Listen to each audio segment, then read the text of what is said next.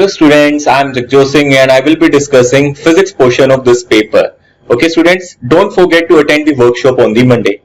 Student, in for question number 1, there is a student who is trying to just construct a telescope. So मैं आपको बता दूं, for constructing a telescope you require two things, one objective, one eyepiece. So both are should be aligned. So एक ही line में होने चाहिए. So option A बिल्कुल सही है. दूसरी बात, जिसकी फोकल लेंथ ज्यादा होती है या फिर जिसका अपर्चर ज्यादा होता है हम उसको आगे रखते हैं, जिसको हम ऑब्जेक्टिव भी बोलते हैं. आईपीस हम कंपैरेटिवली शॉर्ट लेते हैं इसमें. सो इसका मतलब क्या है, हमें इस केस में क्या करना चाहिए, हमें इस केस में इसका ऑप्शन 2B करेक्ट मानना पड़ेगा, big magnifying glass behind the shorter one. Okay, समझ में आ गया. सो स्टूडेंट, इसका आंसर क्या होगा, option B. So again question number 2 की अगर हम बात करें, a 10-year-old boy is clearly able to see the object kept at a distance lesser than 80 centimetre. तो इसका मतलब है स्टूडेंट को मायोपिया है और स्टूडेंट, ये जो बच्चा नहीं देख सकता, ये जो बॉय नहीं है, इसको 80 सेंटीमीटर तक तो क्लियर दिख रहा है, उसके पीछे नहीं नजर आ रहा है. इसका मतलब है कि अगर ऑब्जेक्ट इंफिनिटी पे है, वो अगर किसी तरीके से 80 सेंटीमीटर मतलब 0.8 मीटर तक ले जाया जाए तो वो क्लियरली देखेगा. तो आप इस फॉर्मूले में u को -0.8 डाल सकते हैं मीटर्स और v को डाल सकते हैं -इंफिनिटी. इंफिनिटी का ऑब्जेक्ट उल्टा रखें. अगर ऑब्जेक्ट इंफिनिटी है तो उसको कहां लेके आए, अगर ऑब्जेक्ट इंफिनिटी पे है, इस पे उल्टा कर लेते हैं, अगर ऑब्जेक्ट मेरा इंफिनिटी पे -इंफिनिटी पे तो उसको हम कहां लेके आए, इसके 0.8 मीटर पे लेके आए. अगर हम ऐसा कर लें तो हम इजीली कंस्ट्रक्ट कर सकते हैं. तो यहां से जो फोकल लेंथ आ जाएगी वो आ जाएगी 1/v माइनस 1/u. तो ऑब्वियसली 1/इंफिनिटी तो क्या होता है, 1/इंफिनिटी 0 होता है. तो यहां जो फोकल लेंथ है वो -0.8 मीटर आ जाएगी. और अगर आप पावर निकालेंगे दैट विल बी -100/80. तो अगर आप चेक कर सकते हैं इसकी जो पावर है दैट विल बी 1.25. और नेगेटिव पावर का मतलब है उसको एक डाइवर्जिंग लेंस यूज करना चाहिए अपने आप को इरेक्ट करने के लिए, इस प्रॉब्लम से छुटकारा पाने के लिए. सो इसका आंसर क्या होगा, ऑप्शन डी. क्वेश्चन नंबर 3 की अगर हम बात करें तो एक विंड मिल को हमें कहां इंस्टॉल करना चाहिए जहां लार्ज एरिया हो, क्योंकि हमें पता है वो एक्सपेंसिव भी है, इनएक्सपेंसिव तो नहीं है, एक्सपेंसिव है. हर सीजन में हम इसको प्लांट नहीं कर सकते, हर जगह पे हम इसको नहीं लगा सकते. तो इसका मतलब है इसका ऑप्शन सी करेक्ट है. क्वेश्चन नंबर 4 की बात करें स्टूडेंट्स, तो ये 1 ओम और ये 1 ओम, ये दोनों सीरीज में है 2 ओम के साथ. तो इनका रिजल्टेंट कितना आ जाएगा, 1 + 1 2 और 2 कितना आ जाएगा 1. तो अगर आप इसको रीड्रॉ कर रहे हैं सर्किट को, तो एक 6 ओम है और यहां से एक 1 ओम जनरेट हुआ है. This is 1 ohm and this is 5 ओम. और जो हमारी बैटरी कनेक्टेड है वो 5 वोल्ट की है. तो अगर 5 वोल्ट की बैटरी कनेक्ट की है, ओवरऑल रेजिस्टेंस ऊपर 6 और नीचे भी 6 और 6 कितना देगा 3. तो आपका जो करंट आ जाएगा दैट विल बी 5/3 एम्पियर. तो स्टूडेंट इसका आंसर क्या होगा, ऑप्शन ए. क्वेश्चन नंबर 5 की बात करें, हाइड्रो पावर प्लांट्स क्या करते हैं बच्चे, पानी को स्टोर करते रहते हैं और स्टोर करने के बाद रेस्ट पे ले आते हैं. तो उसके पास सिर्फ पोटेंशियल एनर्जी आती है हाइट की वजह से, जिसको वो इलेक्ट्रिसिटी में कन्वर्ट करता है. तो इसका आंसर क्या होगा, option A. What will be the length of the wire, इसमें हमें फॉर्मूला यूज करना है R = ρl/a. हमें फॉर्मूला क्या यूज करना है, R = ρl/a, क्योंकि हमें रेजिस्टेंस गिवन है, हमें वायर का डायमीटर दिया है, हमें वायर की रेजिस्टिविटी दी है. तो आप एरिया का फॉर्मूला क्या डालेंगे बच्चे, πd²/4 where d is the diameter. यहां से जो लेंथ का फॉर्मूला आएगा वो आएगा AR divided by rho. ठीक है ना, यहां से जो फॉर्मूला आएगा लेंथ का formula AR divided by rho. और एरिया मैंने आपको बता दिया, आप ये सब्स्टिट्यूट करेंगे. केयरफुल कैलकुलेशन करने के बाद इसका आंसर आएगा ऑप्शन ए. क्वेश्चन नंबर 7 की अगर हम बात करें, हमें हॉट समर डेज पे ब्लरी विजन नजर आता है. हमें ऐसा लगता है अगर कोई यहाँ ट्री है या फिर कोई भी ऑब्जेक्ट है, हमें इसकी ऐसे शेडो नजर आती है और हमें लगता है यहाँ वाटर है. वो इसलिए होता है क्योंकि जो हमारे लैंड के पास वाली एयर है वो बहुत ज्यादा रेयरर हो जाती है हॉटनेस की वजह से. जो ऊपर वाली एयर है वो क्या रहती है, डेंसर. तो यहां से एक TIR होता है, जो भी रेस निकलती है ट्री से वो यहां टकराने के बाद हमारी तरफ पहुंच जाती है कुछ इस तरीके से. तो हमें क्या महसूस होता है, TIR, जिसकी वजह से मुझे इमेज नजर आने लग जाती है और मुझे लगता है वाटर फैला हुआ है फ्लोर पे. इसका मतलब है क्या, ये TIR है और ये किसकी वजह से, एटमॉस्फेयर की डिफरेंट लेयर की डिफरेंट डेंसिटी की वजह से. ठीक है. क्वेश्चन नंबर 8 की अगर हम बात करें, इन अ स्लाइड प्रोजेक्टर, हमने क्या किया है कि स्लाइड लगाई है और हमने क्या किया है, इसके ये जो ऑब्जेक्ट रखा हुआ है, मतलब स्लाइड रखा हुआ है, वो लेंस के किधर रखा हुआ है, ये रखा हुआ है between centre of curvature and focus. तो इस केस में अगर आपको पता है सेंटर ऑफ कर्वेचर और फोकस के बीच में अगर कोई ऑब्जेक्ट रखा जाए किसी लेंस के सेंटर ऑफ कर्वेचर मतलब F और 2F के इसमें, ठीक है, अगर सेंटर ऑफ कर्वेचर और उसके बीच में अगर कोई वो रखा जाए, ऑब्जेक्ट रखा जाए, तो उस केस में होता क्या है, उस केस में जो इसकी इमेज बनती है वो एनलार्ज बनती है और मैग्नीफाइड बनती है। Okay, so having two eyes facilitates in, अगर दो आंखें हैं तो उससे क्या फैसिलेट हमें कर सकती है, increasing the field of the view. इसका मतलब है हमें ज्यादा फील्ड व्यू मिलेगा। अगर एक आई से हम आधा दिख रहे हैं तो दूसरी आई से हमें और भी विजन नजर आएगा। इसका मतलब है ये ऑप्शन बिल्कुल ठीक है। थ्री डायमेंशनल व्यू दिखता है क्योंकि हमें डेप्थ नजर आती है ऑब्जेक्ट की। अगर हम एक आंख से देखते हैं तो हमें डेप्थ नजर नहीं आती। साइज का कंसेप्ट और ये तीनों चीजें एक्चुअली ठीक है। Developing the concept of distance and size भी हमें दोनों आंखों से ज्यादा क्लियर होता है। तो इसका मतलब है यहाँ तीनों ऑप्शन करेक्ट है, तो option D is the right answer.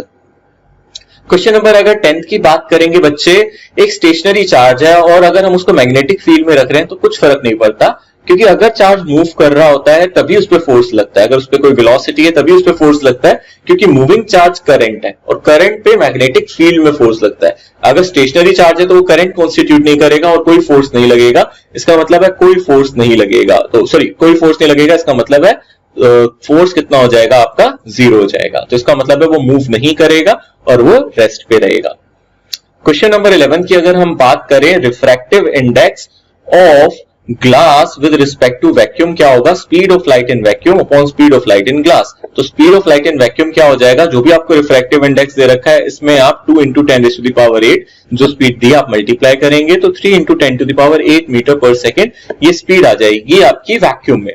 अब refractive index of water with respect to vacuum की अगर हम बात करें तो speed of light in vacuum upon speed of light in water, हमें ये कैलकुलेट करना है और हमें इसकी वैल्यू ऑलरेडी रिफ्रैक्टिव इंडेक्स की 4/3 दे रखी है। अब आप वेलोसिटी इन वैक्यूम जानते हो तो VW आप निकाल सकते हैं। तो VW कितना हो जाएगा, 3/4 टाइम्स 3 × 10⁸, तो ये आ जाएगा अप्रोक्सीमेटली 2.25। तो देखा जाए option A is the correct answer.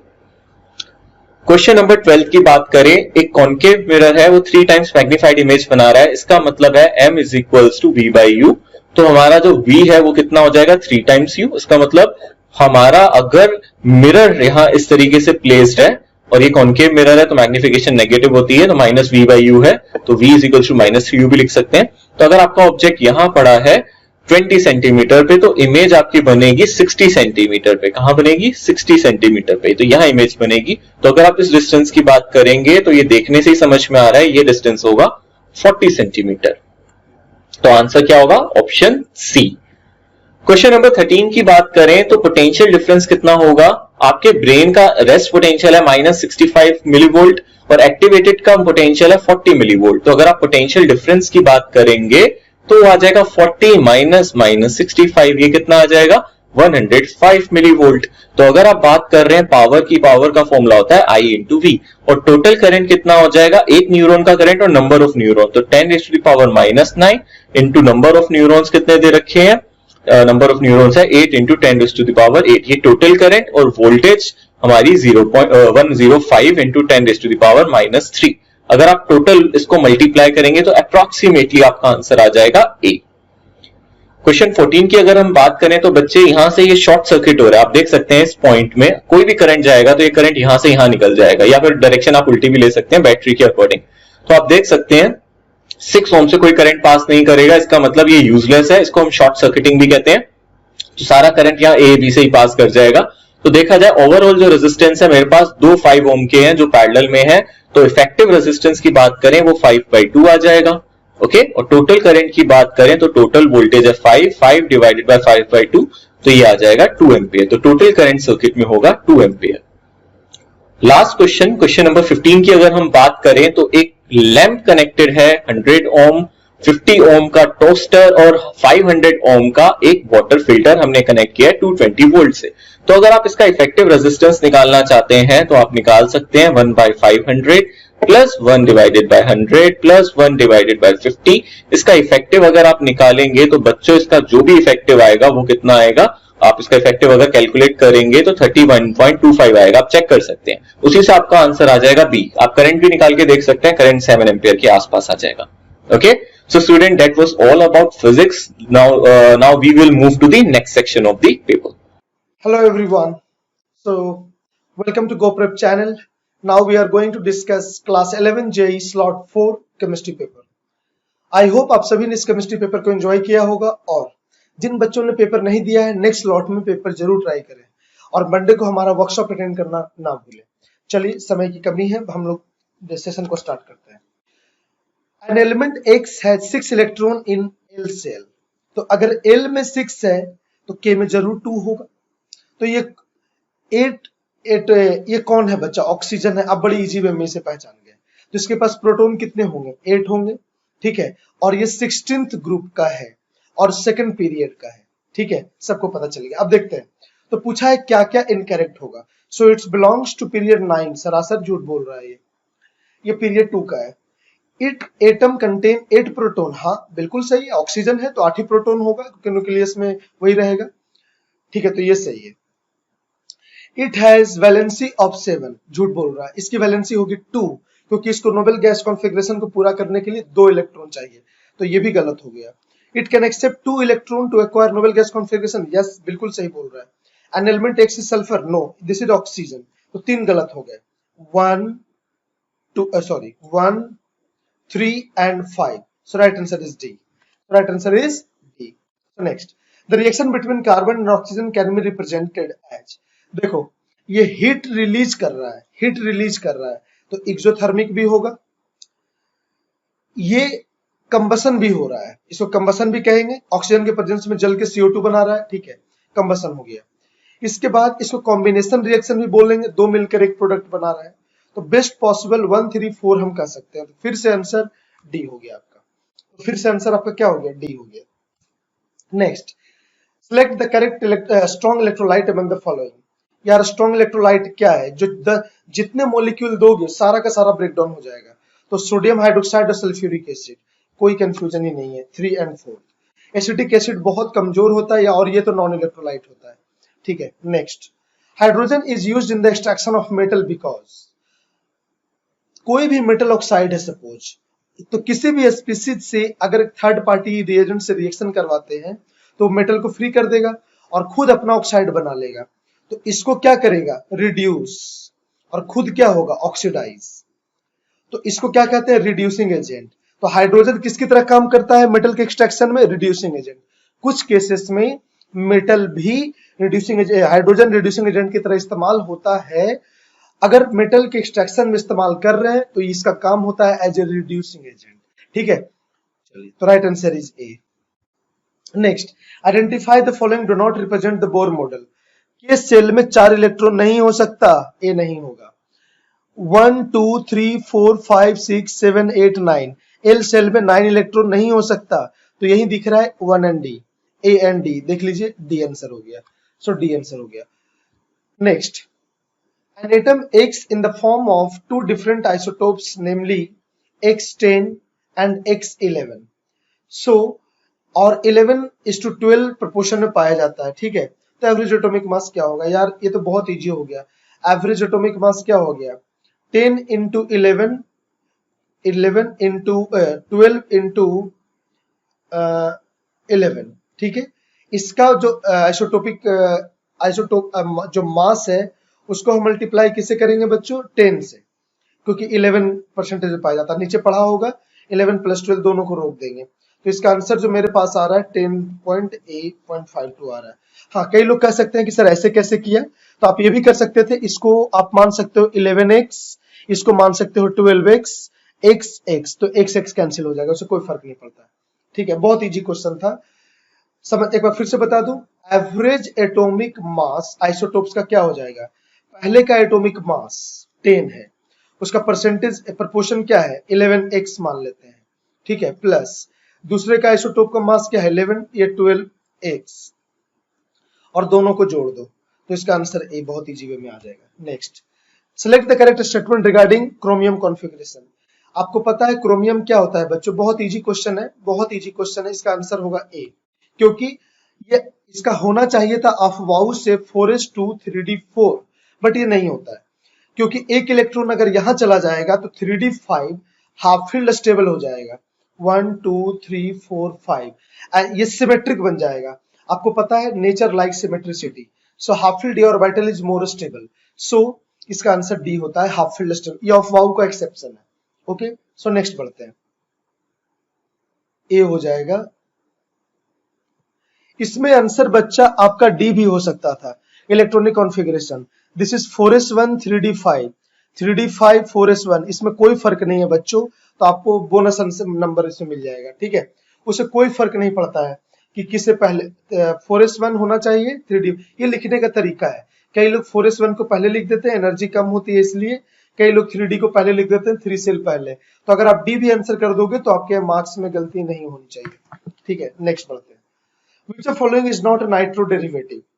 बच्चों नाइट्रो में सीधे कार्बन से नाइट्रोजन अटैच होना चाहिए, तो ये नाइट्रो है, ठीक है। यहाँ भी नाइट्रो है, कार्बन से अटैच है, यहाँ भी है, ये ओ है, ये नाइट्राइड डेरिवेटिव है। तो राइट आंसर क्या हो जाएगा? सी। राइट आंसर क्या हो जाएगा? सी, ठीक है। In the fourth flotation process for the purification of ores, fourth flotation में क्या होता है, एक बीकर लेते हैं, पाउडर्ड ओर डालते हैं, नीचे वाटर होता है और साथ ही साथ पाइन ऑयल होता है और ओर होता है जो पाउडर फॉर्म में होता है। तो ओर जो है ऊपर जाता है और जो गैंग्स होता है इंप्योरिटी वो नीचे आता है। तो ऐसा क्यों होता है? क्योंकि जो सल्फाइड ओर है वाटर से वेट नहीं हो सकता। तो क्या होगा? Purification of ore part ore floats, this is because their surface is not easily wetted by water. तो हम क्या करते हैं, सल्फाइड ओर की वेटिंग प्रॉपर्टी करवाते हैं ऑयल से, और जो गैंग होता है उसमें इंप्योरिटी होता है वो वाटर से मिक्स होकर वो नीचे रह जाता है, ठीक है। तो ये सिंपल सा मेथड है, ठीक है। Next, which of following salt is not neutral? बहुत इजी है। आप देखो कैल्शियम कार्बोनेट पे आ जाओ, किससे मिलकर बना होगा? सॉरी कैल्शियम कार्बोनेट बोलता हूँ, सोडियम कार्बोनेट Na2CO3, ये मिलकर बना होगा NaOH से और H2CO3 से। यह स्ट्रॉन्ग बेस है, यह वीक एसिड है, इसका पीएच हमेशा ग्रेटर देन 7 आएगा, ठीक है। तो ये न्यूट्रल कभी हो ही नहीं पाएगा। उसके बाद sodium ethanoate NaOH plus CH3 CH2 COH से बना होगा, ठीक है, इथानोएट। तो अब समझ में आ रहा है बच्चों इसमें क्या आंसर हो जाएगा? तो इसमें क्या हो जाएगा, फिर से ये स्ट्रॉन्ग बेस और ये वीक एसिड से मिलकर बना होगा। तो इसका जो बेस्ट आंसर आ जाएगा बच्चों क्या हो जाएगा? क्या हो जाएगा बच्चों?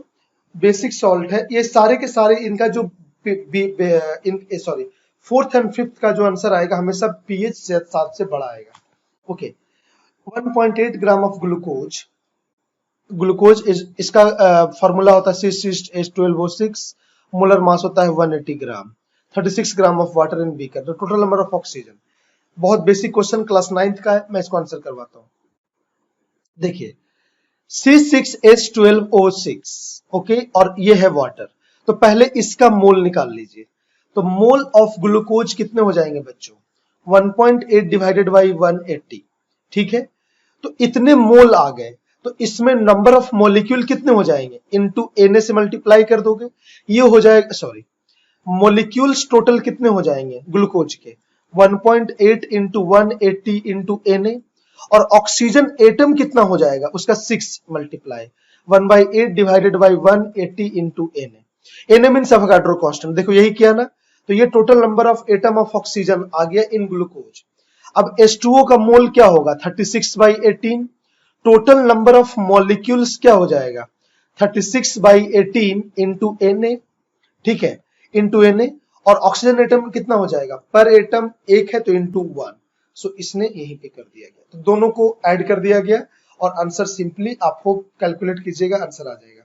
सो total number of oxygen calculated from glucose by its mole information, then total number of oxygen atom from H2O, दोनों को हमने सम अप कर दिया। क्लियर? चलो next, in which of following order of arrangement match will be variation properly, मतलब सही कौन है? देखो ये सारे के सारे Al3 plus Mg2 plus Na plus और F माइनस, इसमें अगर मैं प्रोटोन की बात करूं तो इसमें प्रोटोन है 13, 12, 11 और इसमें है 9। बट अगर इलेक्ट्रॉन की बात करें तो 3 चला गया, तो 10, 10, 10, 10। अब खुद देखो सभी में इलेक्ट्रॉन बराबर है, या आइसोइलेक्ट्रॉनिक है, और न्यूक्लियस सबसे ज्यादा मजबूत किसका है? 13, एल्युमिनियम का।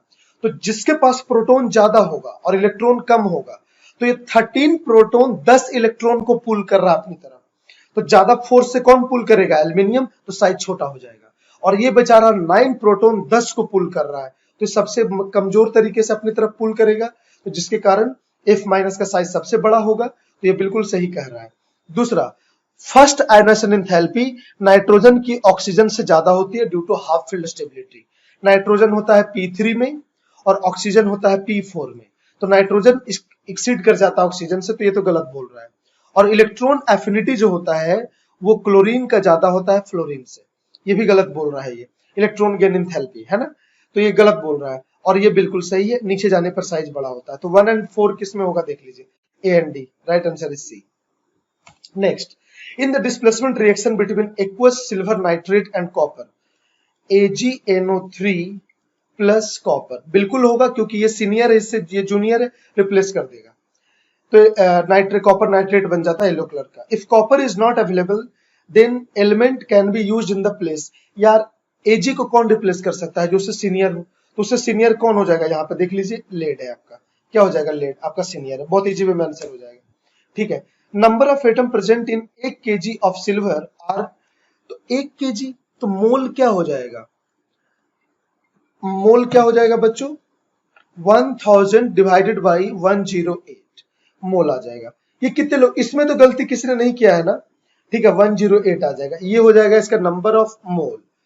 और एटम कितना हो जाएगा बच्चों, तो टोटल नंबर ऑफ एटम्स कितना हो जाएगा, 1000 divided by 108 into 6.022 into 10 to the power 23।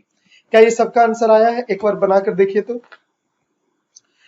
अगर किन्हीं का कैलकुलेशन में एरर हो रहा है तो बच्चों प्लीज ये जरूर चेक कर लीजिएगा कि प्रोसेस आपका सही था कि नहीं। सो 108 मैंने किया और इसको 6.022 से मल्टीप्लाई कर दिया, तो हमारा 55, हाँ इसका आंसर क्या आ रहा है बच्चों, बी, बिल्कुल सही दे रहा है, ये बिल्कुल सही दे रहा है। आप एक बार इसको बनाकर देख लीजिएगा, ठीक है, बिल्कुल सही आ रहा है आंसर, मैंने चेक कर लिया।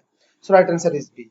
ये हो गया सिल्वर का मोल, और Ag में एक मोल में एक जो उसका एग्जिस्टेंस फॉर्म है Ag से अकेला रहता है, तो इसको रिप्रेजेंटेशन का तरीका भी यही हो जाएगा।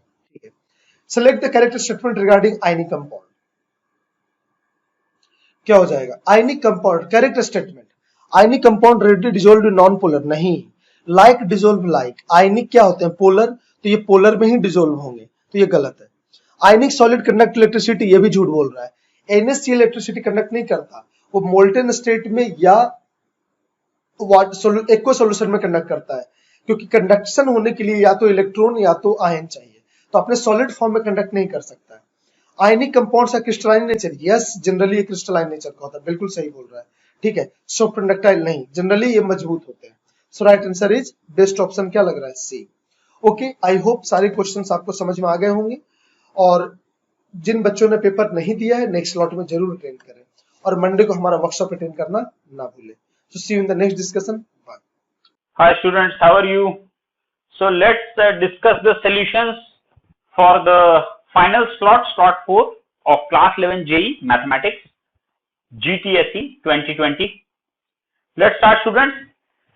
So first question was, if n is a natural number, then 9 की power 2n minus 4 की power 2n is always divisible by which number? So students, if you remember a result that said that a की power 2n minus b की power 2n will be divisible by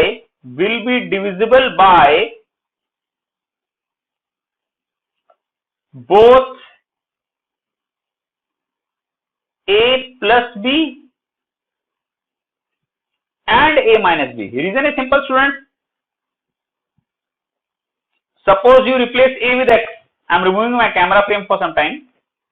So suppose you replace a with x and you think of this as a function x की power 2n minus b की power 2n. So if it would have been divisible by x plus b, the remainder on dividing with x plus b would be f of minus b, and that should have been 0. So let's check, is minus b की power 2n minus b की power 2n actually 0? Yes, it is. Similarly for a minus b, when you for x minus b, when you replace x with b, you get b power 2n minus b power 2n is 0.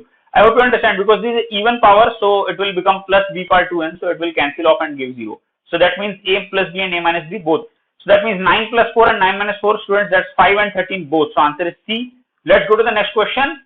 For this question, students, combine this with this one. This is cos square 5 degree, right? and combine this with sine square 80 degree, that is simply cos square 10 degree, right? So you can keep combining these terms to get 1, and you can also combine sine square 40 degree with sine square 50, which is nothing but cos square 40 degree, because it can be written as cos square, it can be written as sine square 90 minus 50, which is 40. Okay, I hope you understand. So how many of these are there? 5, 10, 15 till 40. That means 8 terms are there. So what terms were left, students? Sine square 45 degree we do not count. Okay, and because we do not have a partner for it, okay, to make a pair. So sine square 45 is half, and sine square 90 we do not count. We did not have a partner for it, so that's 1. So students, answer is 9.5, 9.5 C. The houses of a row are numbered consecutively from 1 to 49. Okay, students.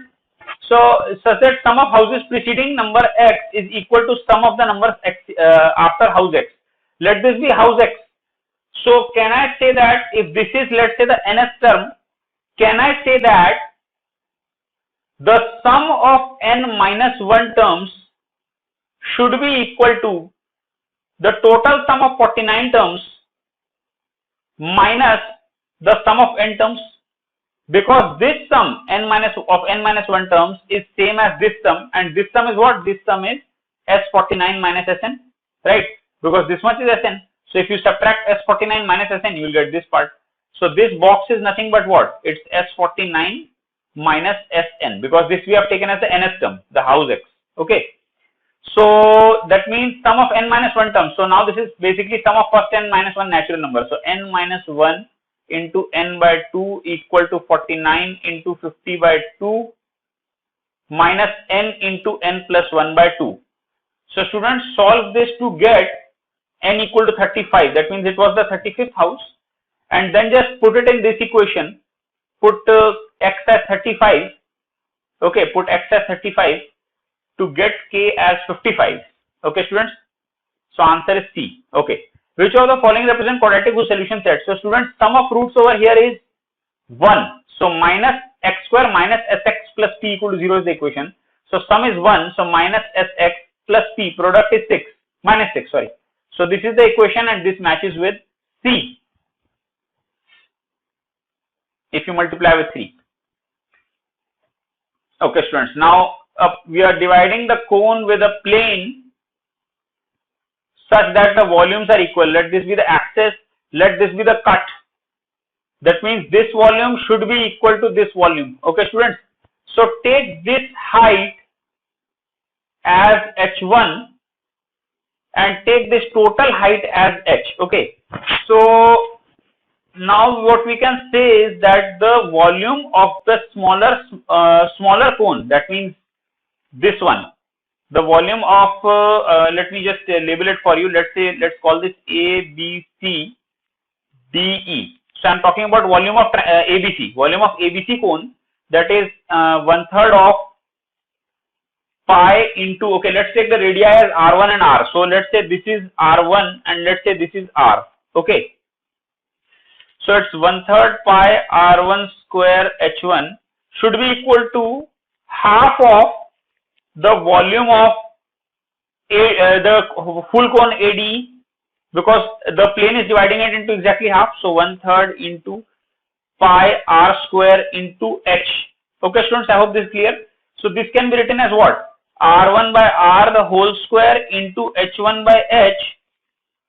That must be equal to half. Now R1 by R is same as H1 by H by similarity. Okay, students. So this becomes H1 by H whole cube equal to half. So H1 by H is 1 by 2 ki power 1 by 3. Now we need to find ratio of the axis. So that is, we need to find H1 by H minus H1. So students, that is 1 divided by 2 power 1 by 3 minus 1. So answer is A. Okay. Okay, students, this is a statistics question on statistics, which involves slight amount of calculation. So you will need to make the whole cumulative frequency table. Okay, students, and you also adjust this. That is, make this class interval as 159.5 to 162.5. Then next one is 162.5 to 165.5, and then also make the cumulative frequency table. Okay, students. So cumulative frequency table you can make. Okay, like 15, and then the next one will be 15 plus 118. So that is 133, and then the next one will be 240 to 270 to 275. Then the next one will be, if you add 127, then 375, 402, and the final one will be 420, right? So 420 is the total frequency. And students, when you see that the median class, so first we will find out n, that is 420. Now median class is that whose cumulative frequency is just greater than n by 2. That is, cumulative frequency should be greater than 210. So that is this one. Okay. So for this, students, you know that this one is the median class. So your lower limit of median class will be 165.5, and your frequency of median class is 142. So this is the median class.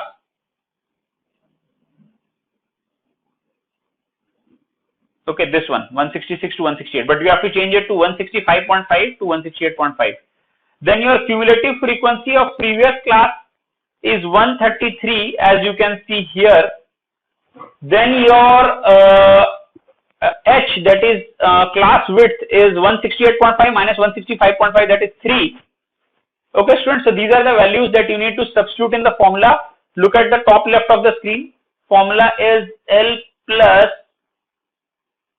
n by 2 minus cumulative frequency of previous class divided by frequency of median class into H. So let me remove my camera frame. So now this will become 165.5 plus 210 minus 133 divided by 142 into 3. Okay, students. So this you have to calculate. You will get 167.13. Answer is C. Okay. So lengthy question. Okay. Now we need to find this. So let this be T. Now square this equation and this equation and add. So you will be getting 9 plus 25 is equal to 25 plus T square. That means, students, that T square must be equal to 9. That means T is either plus or minus 3. So B. In a flight for 3000 km, aircraft was slowed down. Just 1 second.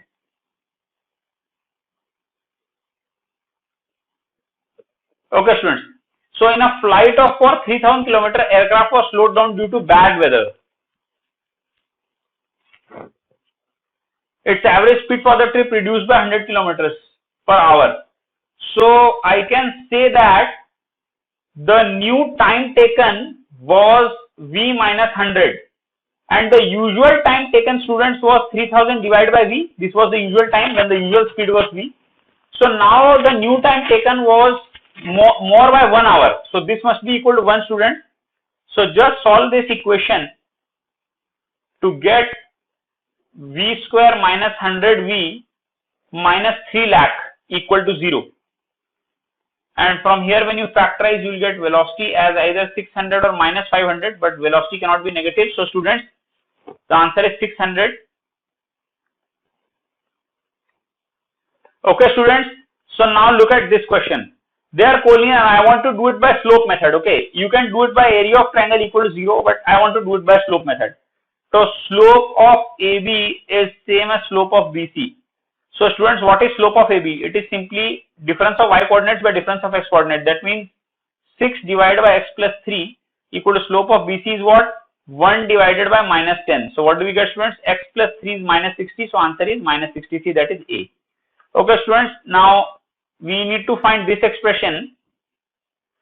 So secant theta plus tan theta is P, and secant theta minus tan theta will be 1 by P, because the product of these two is 1. That's why secant square theta minus tan square theta. Now first subtract both the equations, and you will be getting 2 tan theta is same as P minus 1 by P, which can be written as P square minus 1. Now add both the equations. So 2 secant theta is equal to p square plus 1 by p. Now divide both these equations. So tan theta by secant theta is same as p square plus 1 by, p square minus 1 by p square plus 1. And this is what we needed to find. So answer is nothing but this, that is sin theta. So A. Okay students, round balloon of radius r. Let's make the diagram for this. So we can say that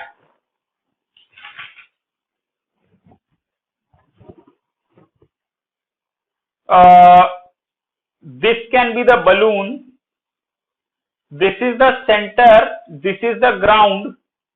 Let's say that this is a point which is subtending an angle alpha at the balloon. So make two tangent students at 90 degree each. So total angle is alpha. So students, if I join this observer to the center of the balloon, this will be alpha by 2. And this is the radius. Okay students, let's call this as, let's call this point as P and let's call this as C. Also, let's say that the height of the center of the balloon is h. So CQ, let's say, is h. CQ, we have let CQ as h. Okay students, let me remove my frame.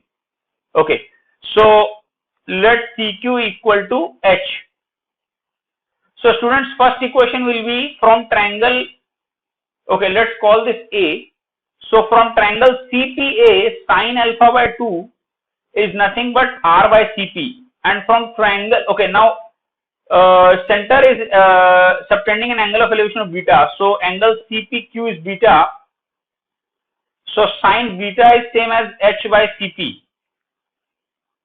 So students, we need to find h, that is CP sin beta. So what is CP? R cosecant alpha by 2 into sin beta. So what's the answer students? It's C, right?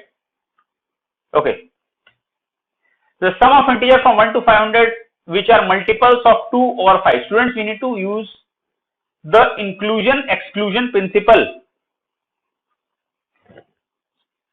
So number of elements which are multiples of 2 or 5 is same as the sum of integer divisible by 2 plus the sum of integer divisible by 5 minus the sum of integers divisible by 2 and 5, because the numbers which are divisible by 10 will be counted in these as well as these. So you need to subtract it once because it has come twice. Okay students, I hope it's clear. Just one second.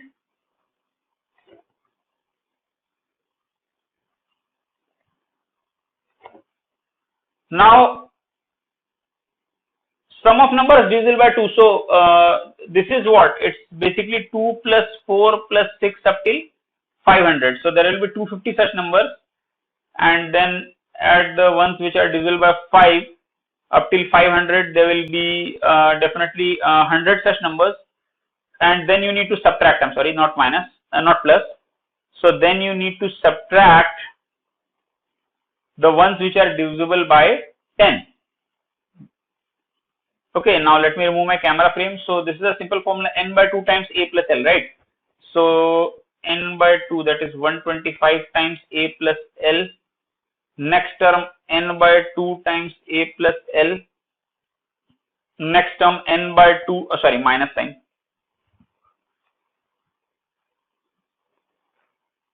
So next term is again n by 2 times a plus l. Okay, so you calculate this, you will get option B. Okay, that's 75,250. Okay students, 13th question. So basically in this question we need to subtract the volume of the cone and the hemisphere from the volume of the cylinder. Okay students, so let's do that only. So volume of the cylinder will be nothing but pi into r square into h, and you need to subtract what from here? You need to subtract the volume of the cone, that is 1/3 into pi r square h, and you also need to subtract, so this is under the brackets only, 2/3 pi r cube, that is the volume of the hemisphere. Okay students, 2/3 pi r cube. So these two terms you need to subtract. So I put them in square bracket. Okay, I hope the diagram is clear. It's simply this, and this distance is given as 60 and this distance is given as 120. So this is again 60, right? Okay, students. So this calculation you will get answer as D, 113.1 into 10 power 4 centimeter cube. Okay. Okay, students. Let's come to the second last question.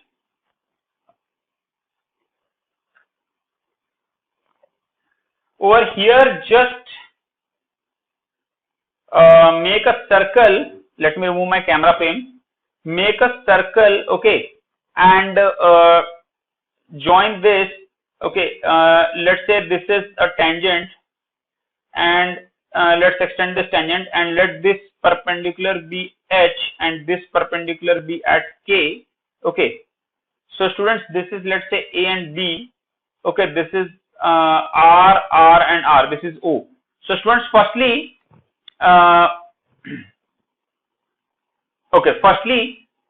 use that. Okay, let's say this is BM. So firstly, use that BK by AH must be BK by AH. Okay, must be equal to MB by MA. MB by MA due to similarity of triangles. Okay, students. So from here you will get Y by X equal to Z divided by Z plus 2R. So from here you will get Z equal to 2RY divided by X minus Y. Okay. And again use similarity and take BK by OP equal to BM by OM. So from here you will get Y by R equal to Z by Z plus R. And then you will get, from here you will get Z equal to RY divided by, this is Z, okay. Z equal to RY divided by R minus Y. Now equate both the Z to get 2R equal to X plus Y. Hence option number A is correct. Okay, students, let's come to the last question quickly. If both the radii and frustum of the cone are doubled, so we know the volume of frustum 1/3 pi, it is R1 square plus R2 square plus R1 R2 into H, right? So R1 is doubled, so now it becomes 2R1 ka square and it becomes 2R2 ka square and then R1 R2. So that's 2R1 into 2R2 and then it's H, right? So you can see a factor of 4 here, a 4 here and 4 here is extra. So obviously now the new volume will be 4 times. That is answer is C. Okay, students. So I hope you had enjoyed giving the exam and you enjoyed seeing the solutions also. And there will be a very important workshop. Okay, on Monday. Better attend that. And now let's go to the next session. Okay, students. Bye. Hello everyone, welcome to GoPrep. My name is Ankit Sharma and I am your friend cum mentor for the MAT, the Mental Ability Test. Friends, I hope your GTS exam went really well and now let us straight away begin with the discussion of the questions. अब ये पहला question है आप लोगों के सामने जहां पर आपको odd one out बताना है. Guys, graphite, diamond and coal are some or the other are different forms of carbon. But pearl को तो हिंदी में मोती कहते हैं. It's not at all a form of carbon and hence it is different with all of them. Alright, and hence the odd one out is option D, pearl. Alright, और ये question आप सभी ने सही ही किया होगा. Coming to the next one. Yes, now this is a good question. Now guys, T की position alphabetical order में 20. O की पोजीशन अल्फाबेटिकल ऑर्डर में 15, M की पोजीशन अल्फाबेटिकल ऑर्डर में 13. When you add them, you will be getting 48. Clear everybody? The same principle is applied over here. Rock. R's place value 18, O's place value 15, C's place value 3 and K's place value 11. So just add them, right? 18 plus 15, it will be giving you 33. Plus 4, 36 and plus 11, it will be 47 and hence you will be getting 47. Apply the same principle over here, cattle. Alright everybody, तो आपको सभी letters की place value अगर याद होगी तो easily आपका काम हो जाएगा. Fine everybody, and now मैंने सभी की प्लेस वैल्यूज लिख दी, आपको बस ऐड करना है. सो 20 plus 20 is 40, plus 12 is 52, and then plus 5 is 57, then 16, 61. 61 is the right answer, guys. आप सबको ऐड करोगे, option B 61 you will be getting. All right, everybody. So all that you have to do is add the place values of all the letters. All right, everyone. Clear है? तो guys 20 plus 20 40, plus 12 52, plus 5 57, plus 1 58, plus 3 61 is the required answer. Coming to the next question. Guys ये तो बहुत ही simple question है जिसमें pen को use करने की भी जरूरत नहीं है. Pointing to a photograph of a boy, Suresh said, he is the only son of my mother. All right, pointing to the photograph of a boy, एक बॉय के फोटोग्राफ की ओर इशारा करके सुरेश कह रहा है he is the only son, he is the only son of my mother. All right, so how is Suresh related to the boy? Suresh is related to the boy as what? Come on guys, tell me quickly. Suresh is the father of that boy. ठीक है guys, जो options आपके सामने available हैं उन सभी को ध्यान में रखते हुए और क्वेश्चन की लाइन में ध्यान में रखते हुए ऑप्शन ए फादर होगा. Is it clear? Fine everybody. मैं एक बार और रिपीट कर दूं.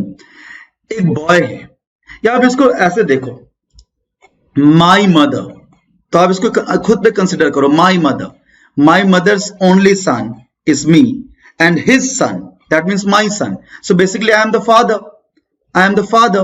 All right, and hence as per the options provided, the right answer is option number A. Take the question on you. खुद पे ले लो ये क्वेश्चन को, solve it on yourself. You will easily get the answer to all similar questions. Next one, guys, ये तो एक बहुत ही अच्छा क्वेश्चन है, एक सीरीज का क्वेश्चन है. आइए इसको सॉल्व करते हैं. 8 28 116 584 and next. अब गाइज यहां पर थोड़ा बहुत मैथ्स इन्वॉल्व हो जाता है. 8 multiplied by 3 is 24 plus 4 is 28. 28 multiplied by 4 is 112. All right, plus 4 is 116. This multiplied by 5 is 580. All right, plus 4 is 584. तो गाइज ऊपर मल्टीप्लाई हो रहा है 3 4 5 6 एंड नाउ प्लस 4. तो गाइज 584 इंटू 6 करो. जब आप 584 इंटू 6 करोगे व्हाट विल बी गेटिंग? 6 4 जा 24, 6 is जा 48 and 50 and 6 5 जा 30 35. So 3504 और इसमें 4 ऐड कर दोगे, you will be easily getting 3508 as the required answer. And hence the correct answer is option number A. ऐसे क्वेश्चंस में आपको ज्यादा से ज्यादा प्रैक्टिस करने की जरूरत है. The more you practice, the more you gain. Clear everybody? Now coming to the last question. Now guys, have a look at this. अब अगर आप यहाँ पे ध्यान से देखोगे तो यहाँ पर आपको एक एक करके ऑप्शंस चेक करने होते हैं. Fine everybody. तो आप यहाँ पर आप बस फॉलो करो. आप यहाँ पे कौन से डायरेक्शन को फॉलो करोगे कि इक्वेशन सेटिस्फाई हो जाएगा. इक्वेशन सेटिस्फाई होने का मतलब left hand side is equal to right hand side हो जाएगा. So now let us have a look at this. Guys option A में कहा जा रहा है प्लस एंड मल्टीप्लाई को इंटरचेंज कर दो.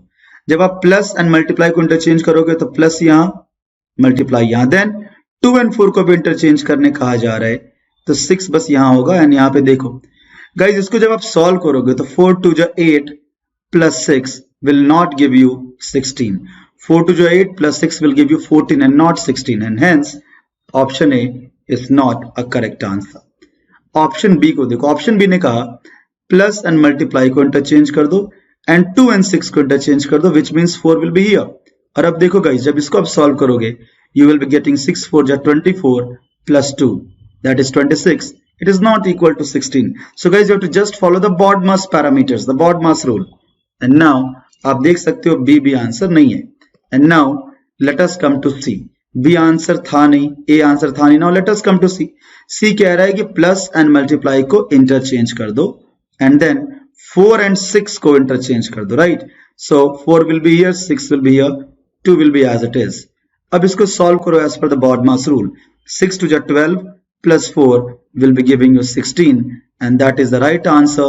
The equation is satisfied and the question is solved. Alright everyone, with this we come to an end of the session. I hope you understood all the questions easily. Now it's the time for the next section, and before that guys, please remember to join the workshop on Monday. Alright everyone, see you, take care, bye bye.